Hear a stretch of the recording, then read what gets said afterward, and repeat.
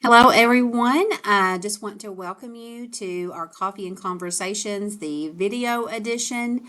I hope that you'll find this beneficial and maybe that you'll learn some things that will be helpful for the next year. So, here is our agenda for the day, just some things that we're going to be going over. Um, I wish that all of you could attend the classroom visits. Those are really neat. But if you're on the video, you won't get that part. But the rest of this is what we're going to be going over today. The first thing is documentation that is required for your child's permanent folder. The things that we need are the birth certificate, and that is the official birth certificate.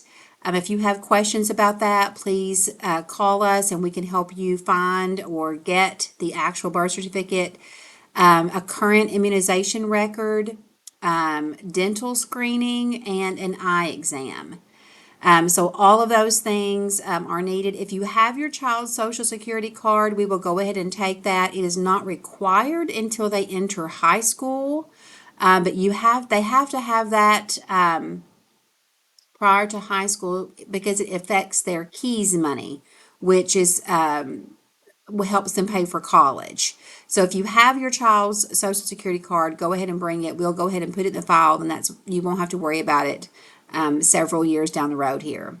Also, proof of residency. We require that everyone show us proof of residency. If you do not live in Calvert's district, you don't have that proof of residency, you will have to fill out a transfer request form.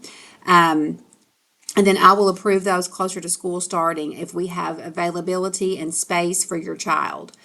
So the proof of residency has to be tied to your home. It must be like an electric bill, a water bill, gas, lease, but it has to actually be tied to the address.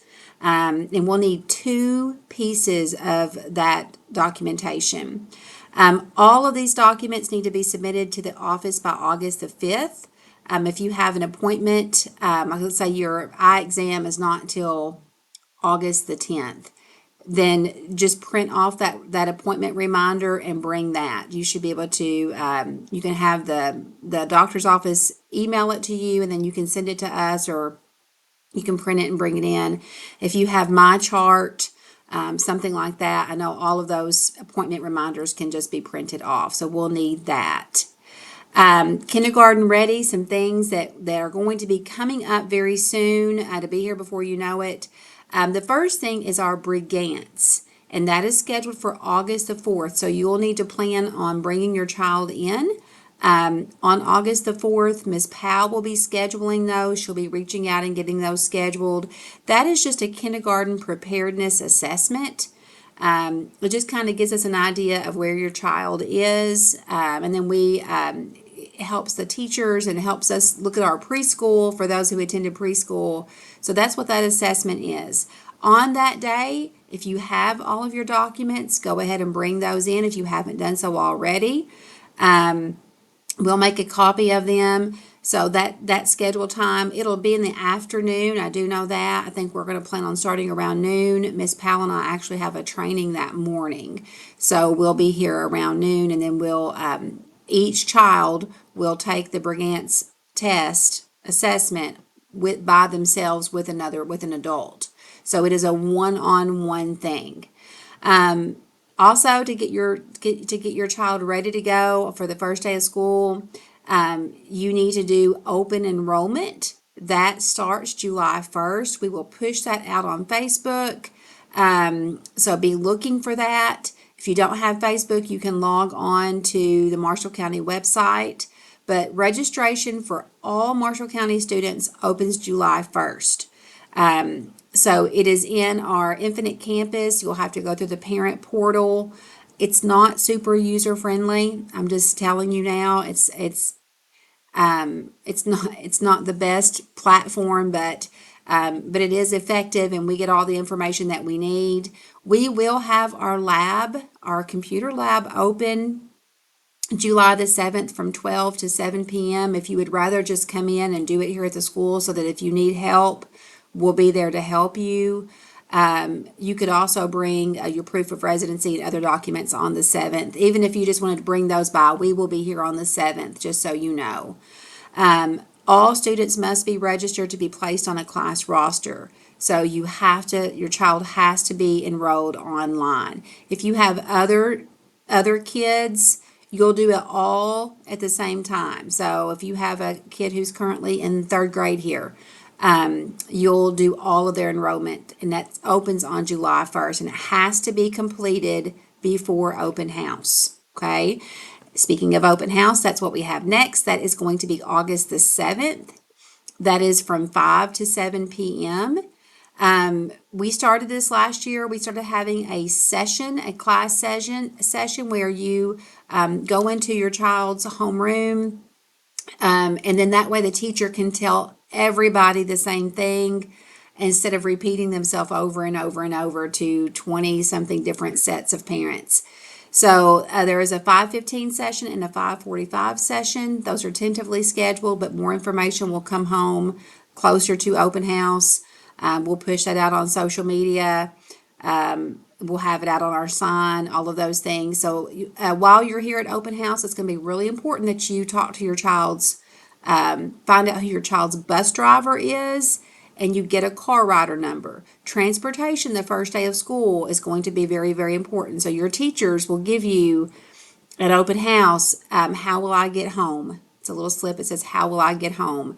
And you will fill that out, but you're going to need to know which bus your child will be riding, or if they're going to be car rider, and all the bus drivers will be here for you to speak to, and you're going to want to get to know them, and that way you'll start that communication with them. The next thing we're going to talk about is communication. We do our best here at our school to really get information out to make sure that you are in the know. And I feel like all of our surveys from parents say that our communication is very, very strong, and they feel like they really know what's going on. So from the school, the big thing is going to be Class Dojo. Okay, so that is an app you'll download on your phone. Everything goes on Class Dojo. We'll have our school story. You'll be able to message your child's teacher. Your child's teacher will send out messages to the homeroom. It is the best place to learn what is going on in the school. We set up events. You'll get email reminders. So Class Dojo is what you want to sign up for. It will prompt you to sign up for the paid version. You do not have to pay for this. The free version is fine. But it will ask you multiple times, do you want to have the paid version? The paid version has a couple little perks, like being able to see when a message has been read, just some little things like that. But it is not necessary that you pay for that.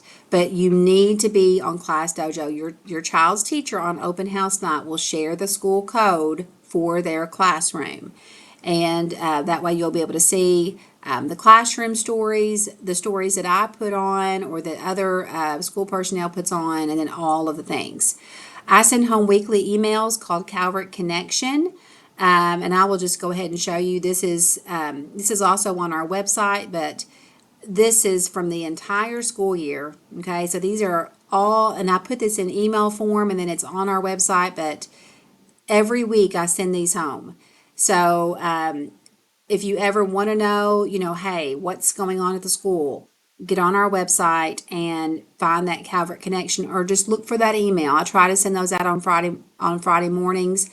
Sometimes I will do a live video or a video, and also I have a YouTube channel that sometimes I will explain things and put that out. I haven't done as good with that this at the end of the school year here, but I do send out those videos.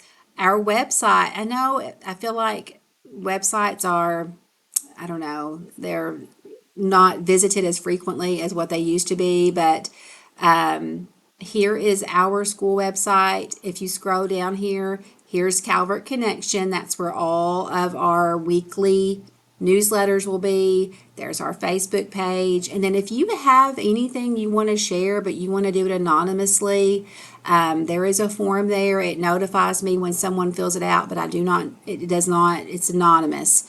So if you just have a concern or you want to give a suggestion, I mean, you can leave your name if you want, that's totally fine. But our website really does, we've really tried hard to keep it up to date. But if you look at our menu, there's a link on here for parents, for families, and you can click on there and see there's some monthly newsletters. I'll talk about those in a minute. But we have site-based information, our parent student handbook, our emergency information guide, our policies. All of those things can be found there. So we also, of course, we have Facebook. I know not everyone has Facebook, but we put a ton of stuff out on Facebook. Our digital sign, we are so fortunate that the school board purchased that for us a couple years ago. We try to put every event out there. Sometimes we'll even put city events out there, especially throughout the summer. If there's something really cool going on the city's doing, I feel like there's always something going on here in Calvert. But that digital sign, we try to keep that up to date. So as you pass by, just make sure you're glancing at that. And then we do Take Home Tuesday. We try to send the bulk of our information home on Tuesdays. So I just encourage you to carve out some time each night to look to see what your child has brought home. I mean, you might want to set you a weekly timer for 7:15 p.m. that it goes off every night on your phone, a weekly timer, and you just set that time aside, and I'm going to go through my child's backpack. I'm going to look in their folder. I'm going to get on Facebook and see if they've posted anything, or I'm going to look on Class Dojo. Okay, so I highly encourage you to just set aside 10 minutes a night. I am a mom. I have two kids, and it's a lot to keep up with two schools and my school to know all the events. And I miss things sometimes. Sometimes things get by me, but thankfully my kids are really responsible. The older they've gotten, they'll remind me, "Hey, mom, you need to give me money for this field trip," or "Hey, mom, you need to do this." But the schools do a really good job of sending out that information. But I've got to take the time to look through it and read the emails. And so that's why I just say set aside a specific time in the evening that you're going to look and go through your child's things. We don't send home a ton of homework. Your child's teacher may ask you to help practice some spelling words, but the big thing is just keeping in contact is going to be the best thing. Your classroom teacher has several ways that they're going to be reaching out to you. A lot of them will send home a paper weekly newsletter. I'm old school. I like it on paper too, so you'll be getting that. Some of the teachers do that. Of course, they have class dojo. They may give you a call, report cards, conferences. Conferences are offered to everyone. So we try to meet with everyone, anyone who wants a conference, anytime throughout the year. If you want to meet with your child's teacher, give them a call and they will schedule that with you. If you want to meet with me, give me a call, email, and we'll set up a time. When to communicate, you need to call every time. If your child is sick, you'll need to call the office and let us know that they'll be out, and we'll ask if we'll ask what's going on, if it's a parent authorized day, or if it's going to be a doctor's excuse. You need to call when there is, or you need to communicate when there is a transportation change. It's best to send that the morning of the transportation change. It must be in written form, and we do not take changes after 2 p.m. It's crazy in our office after 2, trying to get everything tidied up for the day.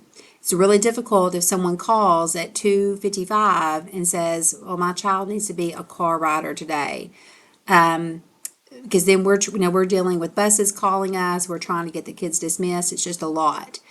If you call the school for a transportation change, Miss Nancy will ask that you also email her. We have to have it in written form. So you need to call us and it has to be emailed. Okay, we have to have both. Do not message your child's teacher with a transportation change until you've spoken to the office. It needs to come to the office. So that one's a biggie. Call us or communicate with us if you have questions about academics, about behavior, or just any time that you want to discuss something with us. And there's multiple ways to reach out to us, email, call the office. We do require that you have an appointment with me or with Miss Powell or with your child's teacher. If you just show up, there's a really good chance that we're not going to be available. Okay, so our schedules get really busy. If I am available, I will absolutely meet with you. But if you can just call beforehand if you want to come in and talk, that will be fine too. Safety procedures. I just kind of want to explain some things that we do here and why we do them. The proactive, we try to be proactive. We try to put in layers of protection. We don't want it to feel like it's some sort of jail or prison. That's not our purpose. Sometimes it might feel that way, and I apologize when it does. But our main priority in this building is keeping our kids safe. So to be proactive, students must have transportation changes made in writing. It has to be in writing. That's very, very important. You must show your ID when you pick up your child. Now, once we get to know you, we may not ask for your ID, but we have about 300 students counting preschoolers, so it is challenging to remember everyone's face and which child belongs to them. So we may ask you for that ID. We will ask you especially until we get to know you. If someone is not on your child's pickup list, they cannot pick up your child. So when you do your enrollment July 1st, make sure you include anyone that might pick up your child. For example, when I enroll my kids, I make sure that my sister is on there, my mom is on there, their grandfather is on there.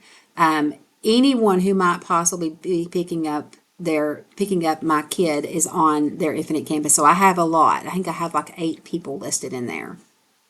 And you can set it by priority. You can say, who's the first person that we'll call? Who's the second person we'll call? Should your child get sick or something like that. Also, if a grandparent or an aunt wants to come eat with your child, they have to be an Infinite Campus. They can't just show up here and say, I want to go eat with such and such today. You can't if they're not an Infinite Campus. And we'll also ask to show that ID. I'm sure that you understand that we have to have that. There are sometimes custody cases where someone is not supposed to be in contact with a child, and they shouldn't be an Infinite Campus if that's the case. So when they're an Infinite Campus, you're giving us permission to let them eat. If there is a change, something happens, and you need someone removed from Infinite Campus, please make sure that you do that in a timely manner, because that is what we go off of. Continuing to be proactive for our Christmas programs and for different events. We will set up the metal detector. We ask that you not bring bags in. I don't love that part. I hate that we have to do that, but it does make us feel like we are just adding that layer of protection. I'm thankful that we have the metal detectors and we're able to do so. We try to make it as pleasant as we can. It's my least favorite thing that I do in this role. But it's just a way for us to just add a layer of protection. We have a drill schedule. Your child will come home talking about doing fire drills and doing lockdown drills, doing severe weather drills, earthquake drills. We have a schedule that we have to follow by the state. So if your kid comes home and talks about that, we do those on a certain schedule. When you ring the doorbell, we'll ask you to state your name and what we can do for you. We do not allow anyone to enter the building unless they have a purpose. They have an appointment, or they need to drop off their child's backpack, or they're there to eat lunch with someone. You'll have to scan your ID, and then we'll give you a visitor's tag that has to be visible while you're inside the building. This way, if someone sees an adult that they don't know, they don't have a visitor's tag, we can say, hey, can we help you? That keeps people out of our building that shouldn't be in our building, which all of our doors stay locked 24/7, but things still happen. So we want to make sure that we do that. And then just emergency procedures in the event that we have some sort of emergency. We do have a reunification plan. We will send out a text. We will put it out through all social media. where you need to go and what you need to do to proceed to get your child picked up. In the event of an emergency, please do not rush to the school. I know that is instinct. You want to get here and you would want to get here and get your child and make sure that they are safe. But can you imagine if all 300 parents rushed to the school to get their child if there was an event? It would just be complete chaos. So you would get a text and it would tell you where you need to go and what you need to do to proceed. So that's for reunification should there be some sort of event. Helping at home. So for this one, these are just some ideas on some things that you can do. I will, once a month, I will send home a newsletter. This is what it looks like. It's called Helping Children Learn, and it is specific to our school. But these are just some ideas on what you can do at home. We don't expect you to teach your kids everything. That's what we're here for. We're here to teach them. But if you want to further their learning and you want to help support what we are doing here, this is just some good advice. And I love reading over these. It's good for me as a mom. Sometimes I'll see something and be like, "Oh yeah, I need to start doing that again." My kids are a little bit older, but there are still things sometimes that resonate with me and that I'm able to follow through with. Read with your child every single day. Every single day. Give them 10 minutes that you can sit and read with them. When they start reading, let them read to you. That is the absolute best thing that you can do, is just to sit and read with them. We have a library here in our school. Your child will be coming home with library books. We are so very lucky to have our public library right down the road here. They have some great programs. They do some great things. But check out some books with your child. It doesn't cost anything to do that. That is the number one thing. If you want to help your child be successful, try to help them start that love of reading. The best thing you can do. Keep up with communication and notes home. Like I said, set that timer, 7:15. I'm going to go through my child's backpack. I'm going to look at all the papers. I'm going to look at Dojo. I'm going to try to figure out what I need to do as a parent. 10 minutes a night. And then attendance matters. This is big, okay? We have a lot of days here at the school where things are out of normal. They're out of our normal routine. We try to be as routine as possible, but there are things that happen, like when we were practicing or rehearsing for our Christmas program, or we have a field trip, or something happens that gets us out of routine. So we try to keep it as routine as possible so that they're getting the absolute most instruction possible. When they're not here, they're not learning. It doesn't matter if we send home makeup homework or what we do, they've missed out when they're not here. So if they're missing frequently, and then we have our days that are disrupted from time to time, we have an NTI day, which is a snow day where they're still learning at home. All of those things add up. And that's why, attendance is so, so important. We do have several new policies that we adopted last year. If your child has 10 unexcused absences, they will not be allowed to go on a field trip.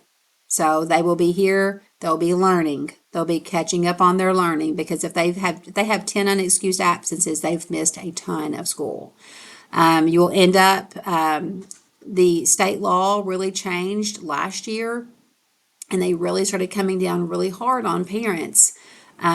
Once you get to that truant level, and then you'll end up in court, and there's all kinds of things that go with that. So everyone has 6 parent authorized days. There are 6 days that your child can miss without having to have a doctor's note or anything like that. Let's say a grandparent comes in from out of town and they're going to be here on Friday, and they haven't seen them, they only see them once a year. By all means, it is okay for you to use a parent authorized day and keep your child at home so they can have that time with grandparents. I know that that is very important. But we just have to use those days and be wise with those days. You only have 6. You only have 6. Okay. Last year, this current school year, we also added 3 tardies. So that's parent authorized tardy. So let's say you wake up late and you miss the bus, you drive your kids here, it's 8:20. So that's one of your tardy days. That's not a parent authorized day, one of the 6. It's a separate event, but you only have 3 of them. And it can only be for the first 30 minutes of school or the last 30 minutes of school.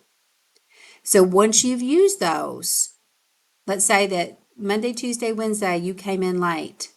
Monday, Tuesday, Wednesday, you were here at 8:10 every day. You got your kid here at 8:10. Then you've used your 3 tardies. Okay.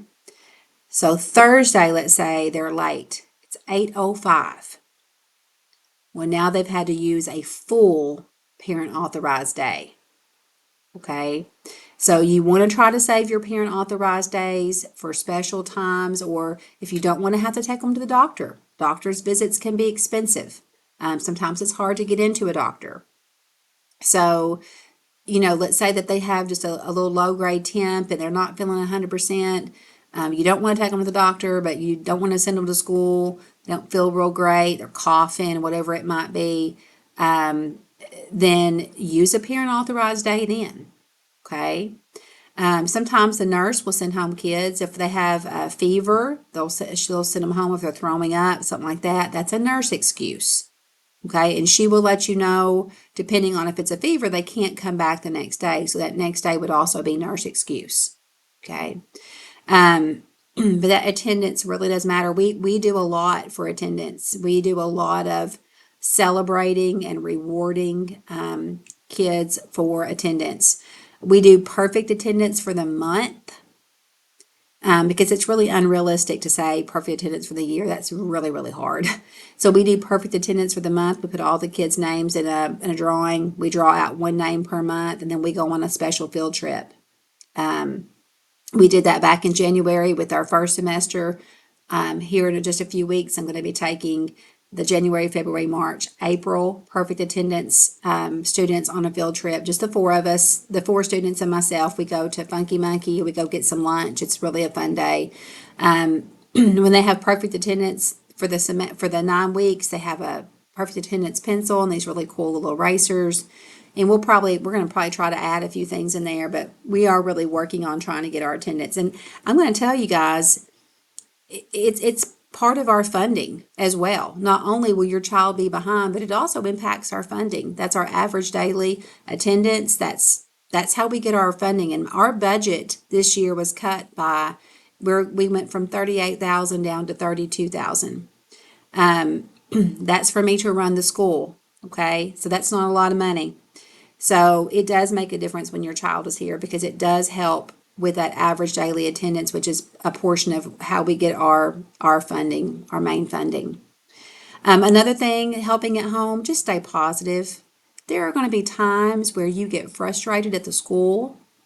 You might be frustrated with me. You might be frustrated with the bus driver. You might be frustrated with your child's teacher. Please do not say negative things about us in front of your child. We are working really, really hard to build that bridge of connection so that they want to be here, so that they want to be successful, they want to work hard. And the second that you say something negative about us, you're just tearing that bridge down. Okay. And it's hard to build it back. I'm not saying that you're not going to be frustrated with us. Just call us and we'll talk through it, or come up here and we'll meet. But if your child thinks you don't like us, they're not going to like us because they're going to side with you every time, as they should. You're their parent. Okay.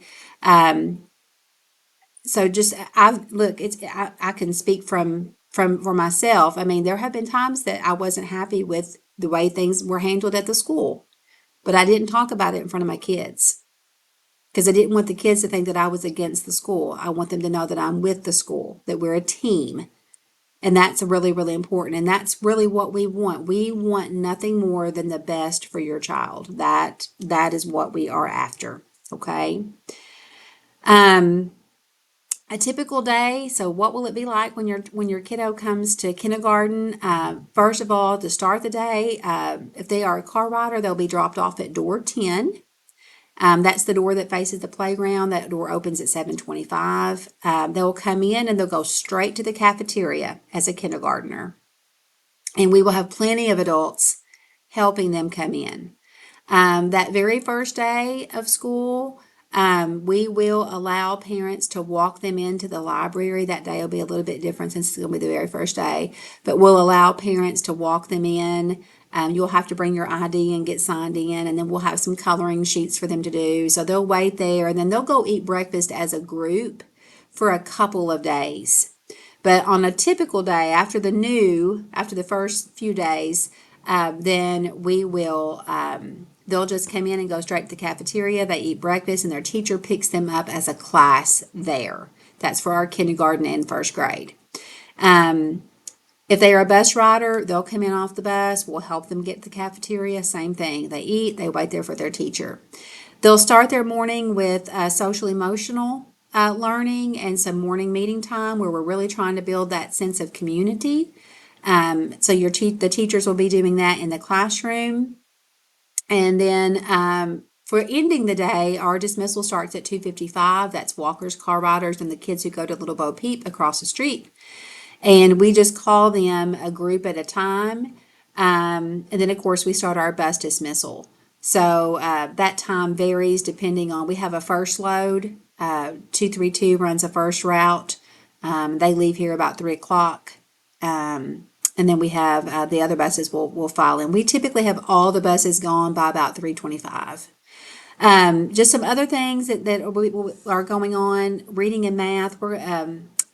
Those of you who are attending in person, we're going to look at a reading group, a reading lesson. But just know that your kids will be constantly moving and changing places of where they sit, as far as small group, whole group, at their desk. So as in kindergarten, the teachers, well, really all the grades, they understand the importance of your child moving and getting that movement.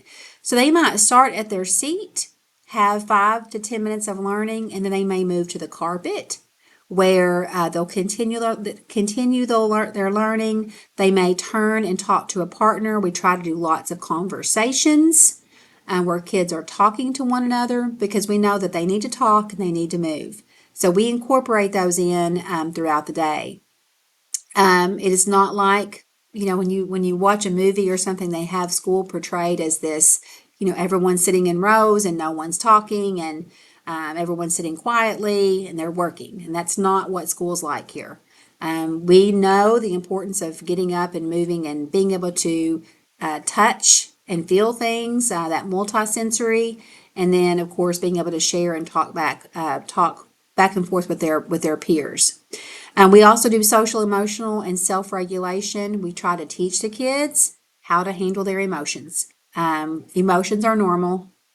It's normal to feel angry. It's normal to feel upset. Those are emotions that everyone has. But we try our best to teach them how to respond to those emotions. So we'll be starting a new program next year called Character Strong. I've had a couple of teachers who have piloted that program here at the end of the school year. It's amazing. There'll be some songs that the kids will learn to sing and some different things, but the teachers will be doing that every single morning during their morning meeting time, that Character Strong program. Miss Powell is our school counselor. She does class visits. In kindergarten, they have creative play. That's in addition to recess. That's just where they get to use their imagination and get to play with one another and learn to work through how to deal with conflict and some of those things. Of course, we have recess, we have time for reflection. Class Dojo is really, really big. You need to stay up on Class Dojo and whether or not your child's earning points or losing points or what's going on there. And then just the positive interactions. Our adults know the importance of building those relationships, calling the students by name, greeting them in the mornings, I know, for example, Miss Emily, she's one of our kindergarten teachers. She greets the kids every morning, and they get to decide if they want a fist bump, if they want a hug, if they want a high five.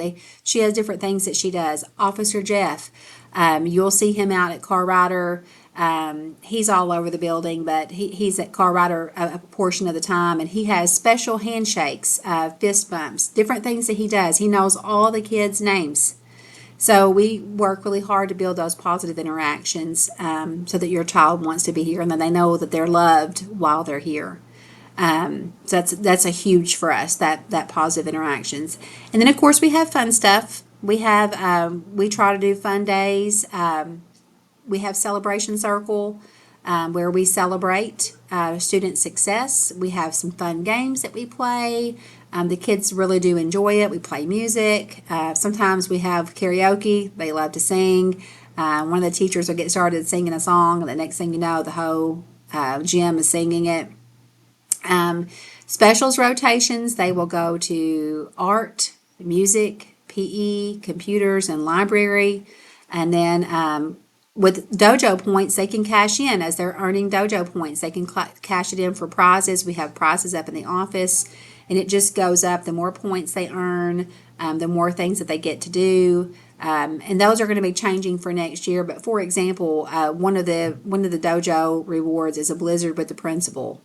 So when they get so many dojo points, they cash it in. I go get some blizzards. We eat blizzards together. It's fun for everybody. So those things are just built throughout. And then we have, for everyone, we have days where we have a fun day planned. We have, we might have Kona Ice come, or we might have a dance party. We might have a block party. The kids love our block party. It's indoors, but they get to travel all over the building, and they're not walking in a row. They get to do. It's different. They love it. Of course, our PTO plans several events throughout the year. We have the father-daughter dance. They have an event for mother-sons. Our fall festival.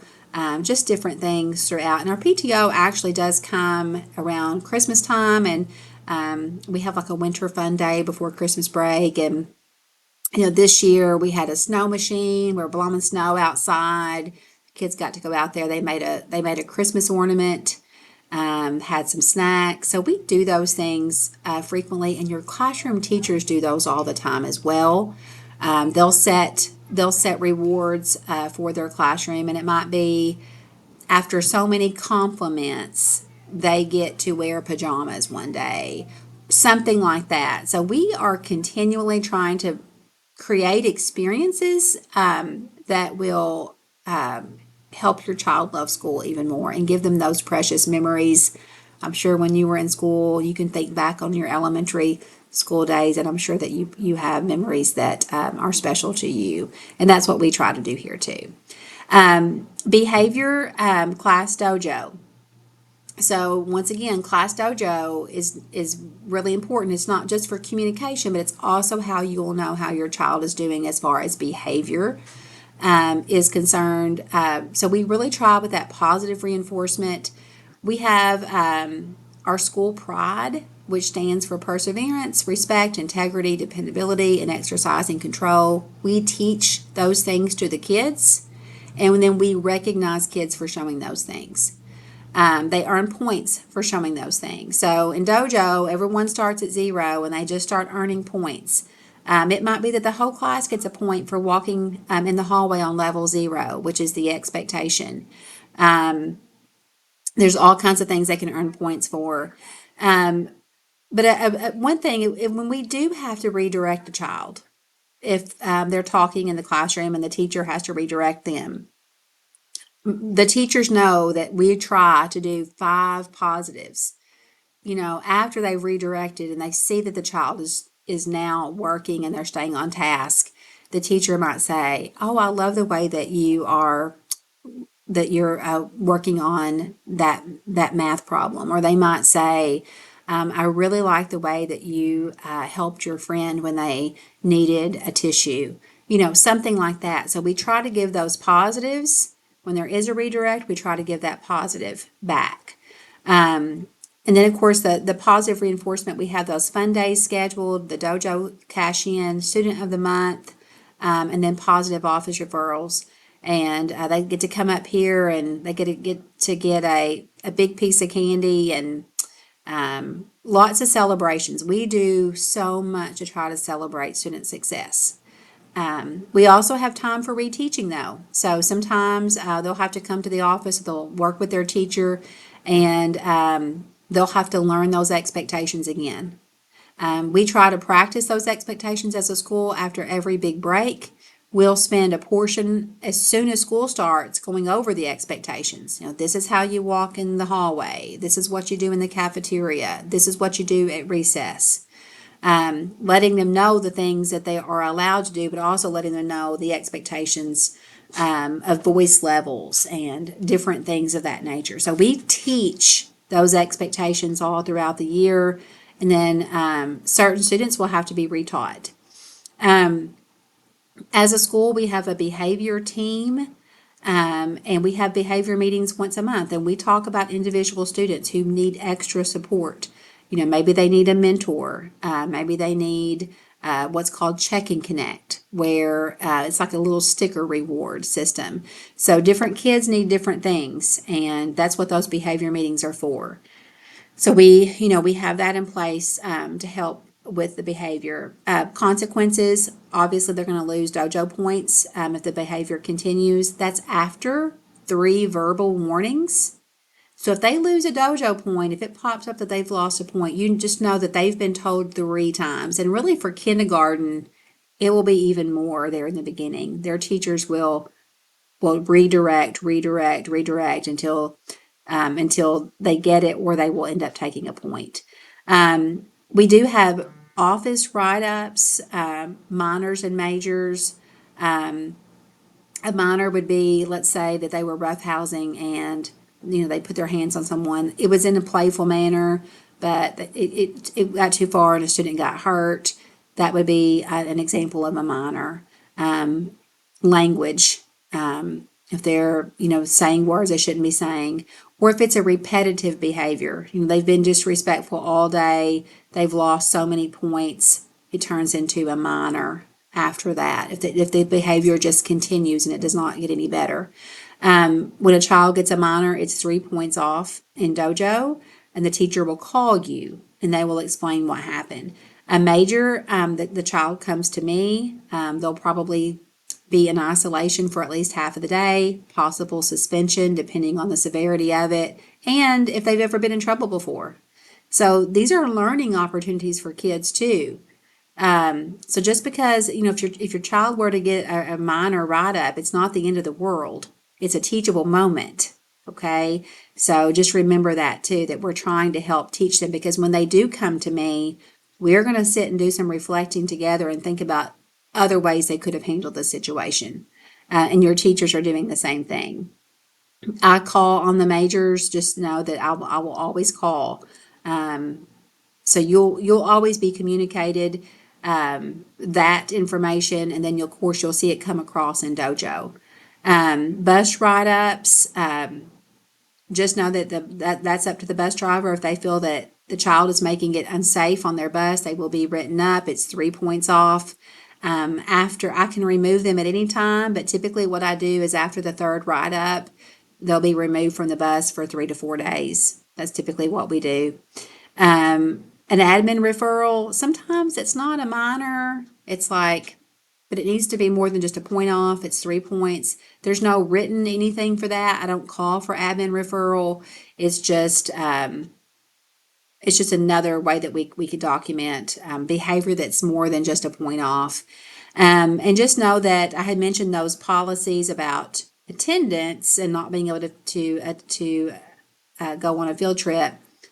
If a child has more than 10 write-ups of any kind, it could be 10 minors, 10 majors, 10 bus write-ups, or a mixture, after 10, they will not be allowed to go on field trips. So at that point, if they're getting that many write-ups, it's not a good idea to take them on a field trip. We don't want to take a group of kids out and then be disrespectful to wherever we might be, things of that nature. That's really all that I have. I really appreciate you taking the time to watch this video. Just know that during this summer that I am in and out of the office. I think in June, I'll only be here about 6 days in June. Um, so our schedules are different. There's normally not anyone here. You might see cars here, but it could be the custodians. There's no one in the office. So if you try to call the school in the summer in June, you probably will not get anyone. So the best way to contact me is to email me, and there's my email address. Or you can email Ms. Powell if you have something that comes up that you need us before that July 7th, which is our when we're going to be opening the computer lab up, that will be here. But pretty much in July, most of July, there'll be someone here every day. But sometimes I might be the only one here, and then I walk away from the office to go get lunch or something, and then you're calling, and then I don't know that you called. Um, so just send me that email if you need anything anytime to do so. If you have any questions about anything on the slide today, feel free to reach out to me. Um, I hope that you all have a great summer and that your kids are so excited to be little Wildcats. I think this is the best little school around. I love this school. This is my wrapping up my 5th year here, and these kids bring me so much joy. They are hilarious. Just be prepared that we're gonna know all about you and your life. So sometimes the things they tell us, we just have to smile at it and laugh at it. Um, but we are excited to have them here and for you to be a part of our Calvert Wildcat family.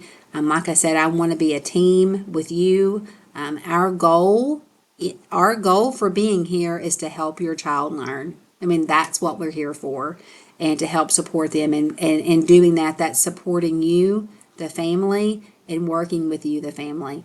We can't do this without you, and that's for sure. That we need you. We need you to be on our team and to help support us.